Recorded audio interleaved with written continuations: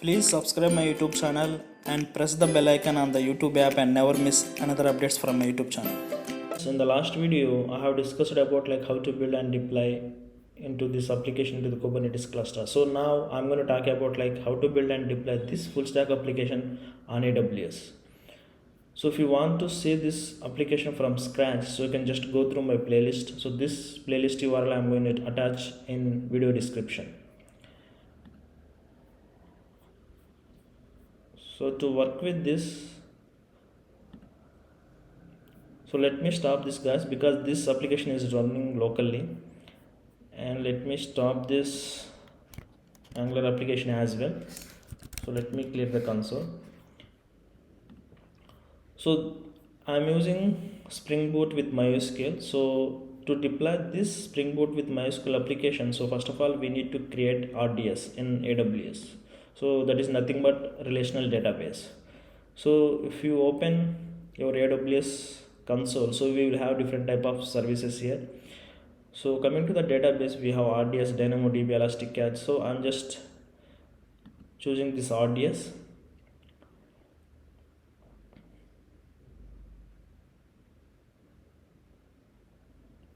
And so I'm going to create the database. So click on create database. So choose database creation method here. So I'm just choosing standard create, and we have different types of databases here. So my database is MySQL. So let's click on MySQL, and we have a version here. So depends on your version, you can choose your version here. So but my version is 8.2.0 only.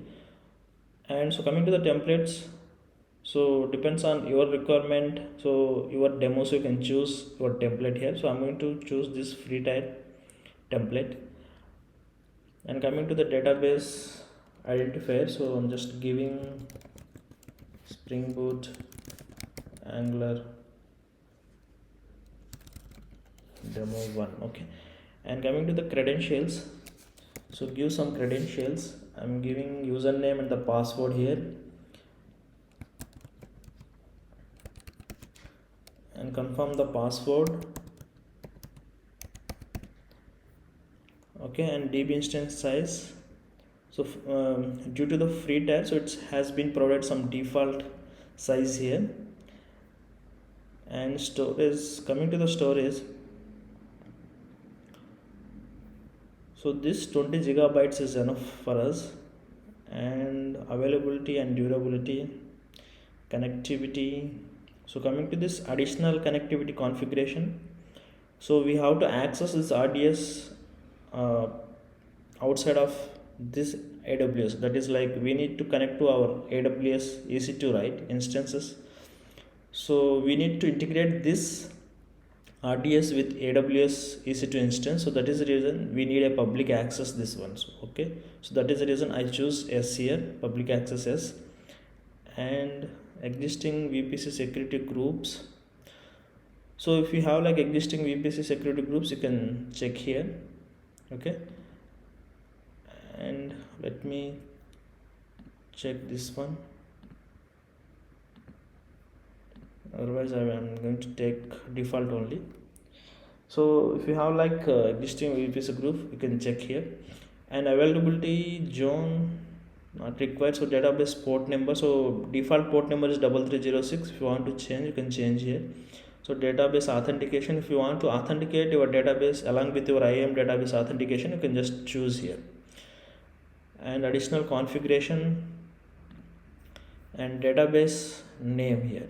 So whatever the database name that you have provided in your application.properties or application.yaml file, you have to give that DB name here. So that name should be matched with this database name, otherwise it's going to throw the error. And DB parameter group and optional group and backup. So if you want to do some backup, so you can enable the backups here. And so backup retention period, so how many days do you need the backup, so you can mention here. So that's not required because I'm going to do demo here. Backup window, monitoring, so if you want to do like monitoring, so you can just check here. Log exports, if you want to export some logs, So you can choose, it depends on your requirement here. And maintenance not required, deletion, protection, so this is also not required. So estimated monthly cost, so if you want to go like production environment or test environment, so you can check the cost here. Okay, I'm just going to click on create database. So it's going to take like couple of minutes to create the database, guys. So in the meantime, so what we can do is we can create the EC2 instance. Okay, so let me click on EC2 and click on running instances and click on launch instance. So depends on your requirement, you can choose your machine here. So but I'm going to use Amazon Linux AMI machine here. So click on select. So it's going to provide some default instances types here. So I'm going to take this free type instance type. Click on next, configure instance details. So number of instances 1, that's fine, and click on add storage. Okay, so 8 gigabytes. Okay, that's enough. Click on add tags. So tags is not required. Click on configure security groups. So here I need all traffic here, and which can be accessed from anywhere, because I need to access from the terminal. Okay, that is the reason I'm giving this one, but this is not a recommended way. So click on review and launch. So before you are going to launch, so you can just check your configuration here and click on launch. Okay, so if you have like existing key pair, you can use that one, but I'm going to create the new key pair here.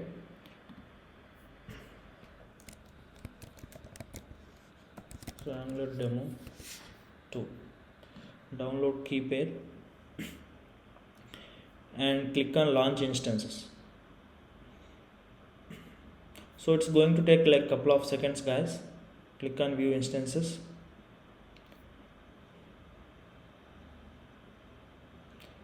So this is going to take like couple of seconds. Okay, once it is started, so we are going to connect through our terminal. This is ready now, so it's running successfully, so we can connect it, okay, by using the terminal. But before we are going to connect this EC2 instance, so we need a S3 bucket, because we need to access our jar file through the S3 bucket. So let me create the S3 bucket, guys. So click on services and click on S3. Okay, let me create bucket. So click on create bucket and give some name. So Spring Boot Angular demo. Okay, click on next. So next, so block all public access, uncheck this one, because I need to access this, the EC2 instance. Click on create bucket. So once bucket has been created, so we can upload our jar file into this bucket. Okay, so bucket has been created successfully. So now what we can do is, so before we are going to build our jar file, okay, so before we are going to build our jar file, we need to check our RDS is ready or not, because our RDS public DNS name should be configured here. Okay, so let me open our RDS service.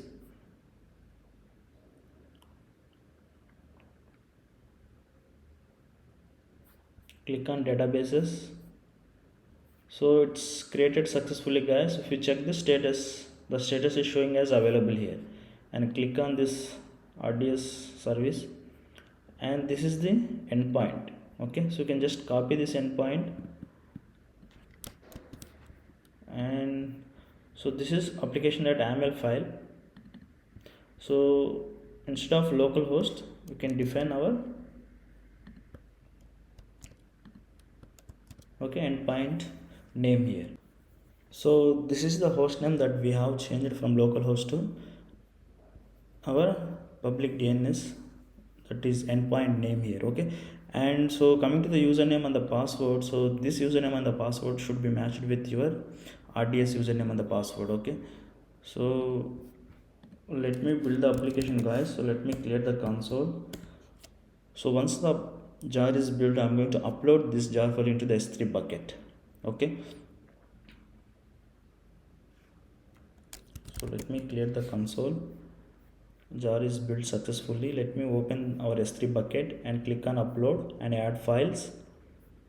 And so this is the file location. Okay, so let me click on this jar file and choose this one. Next, and we need a public access to access this jar file inside our EC2 instance. Click on next, next, upload. It's going to take like a couple of seconds to upload this file.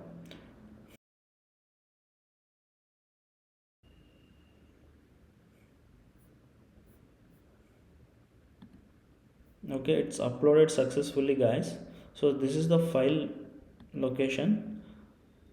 Just copy this URL and you can get it in EC2 instance. Okay, before we are going to start our application, so what we need to do is we have to provide the access to RDS database.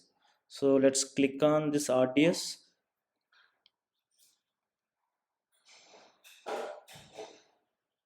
and click on databases. So click on this database name and we have a VPC security groups. Click on that and so click on this group. So we have inbound rules, edit on inbound rules. Here we need to add one more rule. So click on custom TCP. So we have to provide our default port number of MySQL 3306 and which will access from anywhere, and just save this rules. Okay, that's it. So now we are ready to start our application. Now, so basically we need to connect to our EC2 instance and we have to get it that jar file through the S3 bucket. So click on running instances. So we need to connect to our EC2 instance. So click on connect. So if you are using like Windows, you can connect by using the putty, but I am using Mac OS here. Okay, so now I'm going to connect through the terminal directly. So open the terminal and so let's clear the console and navigate to wherever that key pair file is available, so we can navigate to that directory. So I'm going to navigate to my downloads. It's available in downloads. So clear. So I'm going to change the mode here. Let's paste here, and so I'm going to connect through this SSH command, guys.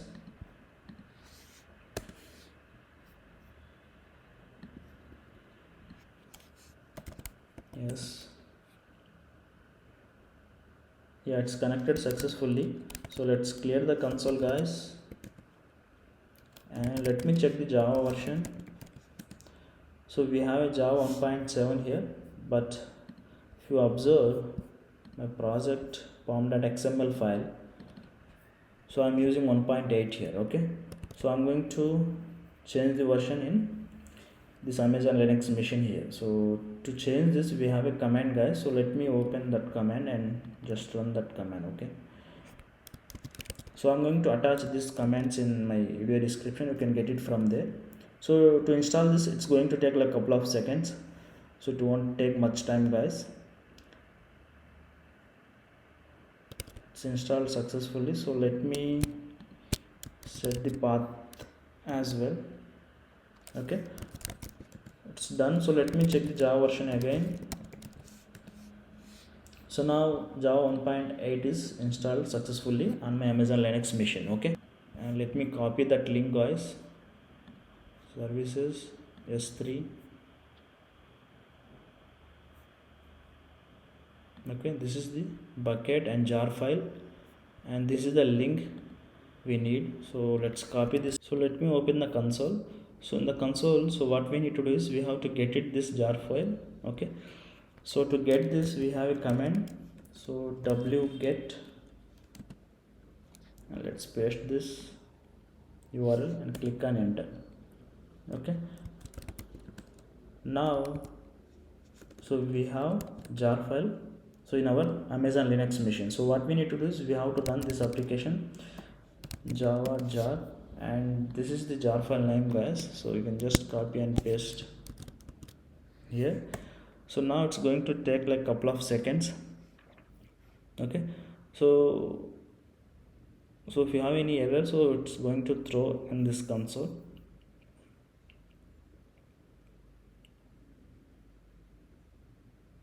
Okay, the Spring Boot application has been started successfully. So now let's go to this EC2 instance and copy endpoint over there. So click on running instances, and this is public DNS name, so that is endpoint. So copy this endpoint and paste here. Our port number is 8080 and which is running on 8080, and our path is API employees. Okay, so let's hit enter and see whether it's working or not. So we are getting empty response because we don't have any data. So now, so we need to deploy our Angular application into AWS. So what we need to do is we can copy. So this is our Angular application, guys. Okay, so this is my service, employee service, and so this is my base URL. Basically this base URL, so this endpoint is related to our Spring Boot application, so I need to change this host. Okay, so whatever that host name that we have copied from the EC2 instance, so we have to paste here. Okay, so that is the host name that we have changed here. And once you can change this, what you need to do is you have to build production build. So ng build prod. Okay, so it's going to create the dist directory with all the files required to run this application. Okay. So the dist directory is created successfully here. Okay, so what I'm going to do is I'm going to upload this dist directory into AWS S3. Okay, so let me open our S3 bucket. Okay, click on services, click on S3. So we need to create one more bucket. Okay, so that is Angular demo project. Click on next. So this is already exist, guys, so let's give some unique name here. Next, next, and I'm just blocking, just unchecking this blocking all public access because I need to access to this instance, guys. Okay, create bucket and click on this bucket and just upload your directory here. So open downloads. So let's open that. So this is the dist directory, Angular Edge API. So click on select all, just choose and just click on next and come to previous. So we have to provide the public access here. Okay, and click on next and next and upload this. So it's going to take like couple of seconds to upload this all the files.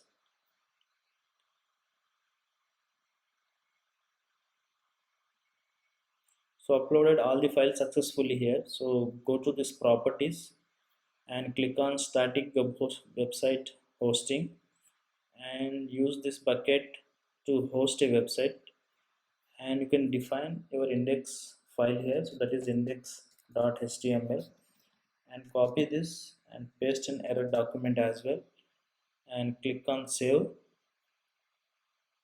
Okay, again click on static website hosting and we have endpoint here and just click on this. So now our application is running on S3 successfully. Okay, so let's test this application. So we have a add employee and we have employee list. So we don't have any data in employee list, that is the reason we're not able to see any employee list data here. So let's click on some data. So let's add some data here, guys. So add some data,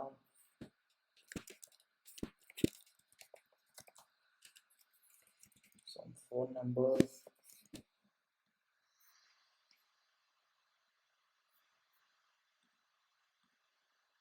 Okay, so the data is adding successfully. Okay, let me add one more data.